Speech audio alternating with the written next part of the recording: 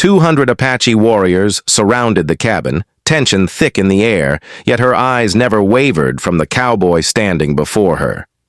What would happen next in this daring standoff? Don't forget to like, subscribe, and share. Where are you watching from? Let's get started. The sun dipped low over the New Mexico horizon, casting long shadows across the rugged desert landscape. Heat shimmered from the cracked earth, and the wind carried a faint dust that stung the eyes. In the middle of this vast expanse, a solitary log cabin stood against the encroaching wilderness, smoke spiraling lazily from its chimney. Inside, the chief's daughter moved quietly, her fingers brushing over the wooden walls as if seeking comfort from their cold, solid presence. Her heart raced, a steady drumbeat that matched the growing tension outside. She knew they were coming.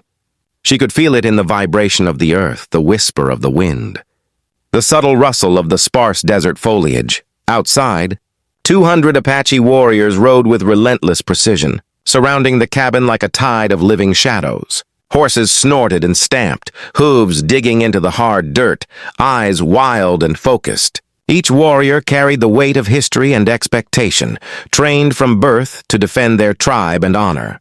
Their chief, a figure of imposing authority, led the charge, his gaze sharp and calculating. His daughter, though the apple of his eye, stood in defiance of the tribe's strict codes, caught between obedience and desire.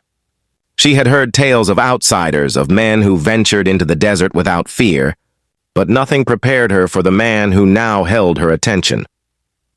The cowboy appeared at the edge of the cabin, a lone figure against the fiery sky.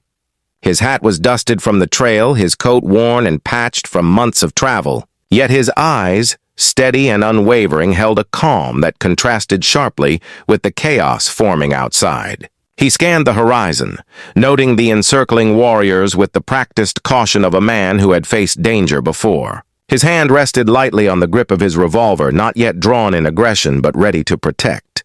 His presence radiated a quiet authority, one that was immediately felt even through the cabin walls. Inside, the chief's daughter could not tear her gaze from him. Fear and fascination warred in her chest as she watched him prepare, the faint glint of the setting sun catching on the metal of his firearm. Her people demanded submission, loyalty to tribe and tradition, yet she could not bring herself to focus on them. Every instinct in her body was drawn toward this man, this stranger who had wandered into her life and refused to be intimidated. She felt a strange connection, one that defied logic, history, and the weight of her father's expectations. The warriors tightened their circle, bringing the tension to a palpable roar. Hooves pounded against the dry earth in a synchronized rhythm, echoing across the desert and shaking the cabin with every strike. The chief's voice rang out, commanding surrender, his words carrying both authority and warning. "Release the intruder! This cabin is sacred. No outsider may pass these lands unchallenged." Each warrior's eyes flicked to the doorway, trained to obey, to strike without hesitation. Yet within the daughter, a spark of rebellion flared, a single voice daring to oppose the tide of warriors and tradition alike. The cowboy stepped to the cabin window, surveying the scene with meticulous care. He did not raise his gun. He only observed, noting their numbers, their positions, the slightest shifts in their stance that betrayed their intentions. His lips pressed into a thin line, eyes narrowed, calculating each movement and planning his response. Despite the overwhelming odds, he exuded confidence, not arrogance, but a grounded certainty born of experience. Every muscle in his body remained poised, ready for action, but unwilling to escalate unless absolutely necessary. His calm presence seemed to pull the daughter into his orbit, offering a tether of security amidst the chaos. Finally, she gathered her courage and stepped forward, voice steady despite the rapid pounding of her heart. "Wait!" she called, and the warriors froze, their horses shifting uneasily beneath them. "Do not fire. Let him speak." Her words were clear, commanding, impossible to ignore. Even the chief's brow furrowed in surprise at her intervention. The daughter's gaze met the cowboy's, and he nodded ever so slightly, acknowledging her courage without hesitation.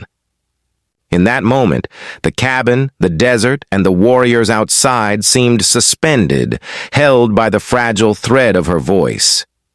The cowboy moved to the doorway, hands raised, a gesture of peace.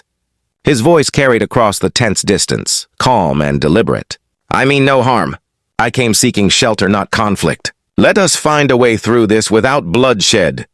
The warriors murmured among themselves, eyes darting between him and their leader. The chief's expression darkened, suspicion evident, yet he did not strike.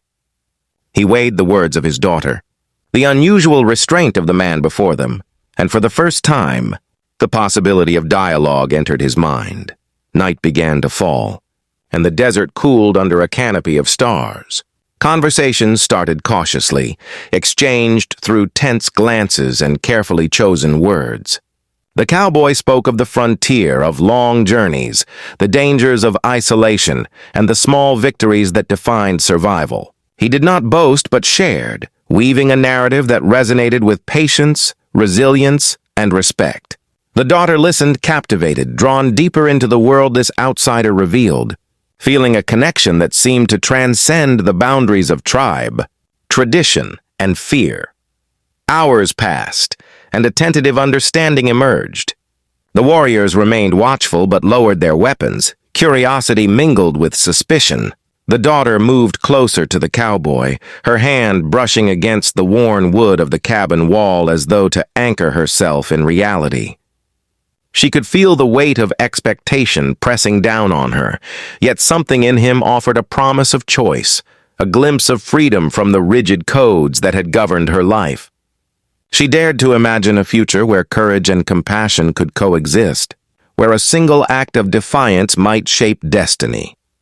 By the time the moon had risen high, casting silver light across the desert sands, the warriors finally withdrew, leaving the cabin under a cautious peace. Silence fell, broken only by the soft whinny of a horse or the rustle of distant brush.